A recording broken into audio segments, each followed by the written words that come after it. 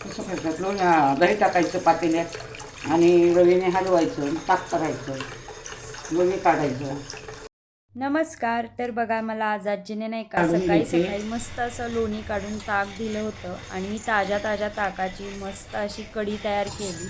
तर बघा जुन्या लोकांची पद्धत किती छान नीटनेटकी आणि स्वच्छ असते लोणी काढण्याची. त्यानंतर मी ताकामध्ये डाळीचं पीठ घातलं आणि असं छान मिश्रण रवीने एकत्र करून घेतलं. आता तुम्ही सांगा, तुम्ही हळद जी आहे ना अशी ताकात घालता का फोडणीमध्ये घालता? तर नाही का मी इथे फोडणी तयार करून घेतली. आता खमंग अशी फोडणी तयार करायची आपल्याला कढीसाठी. त्यानेच आपल्या कढीला छान चव येणार आहे. त्यानंतर बघा मी अशी मस्त कढी तयार करून घेतली आणि कढीला नाही का आपल्याला उकळवायची नाही आहे. त्यामध्ये मी हिरवी मिरचीची आणि लसणाची पेस्ट, साखर आणि चवीपुरतं मीठ घातलं होतं फक्त. आणि कढीला उकळी न येता गॅस बंद केला आणि तयार झाली आहे कढी.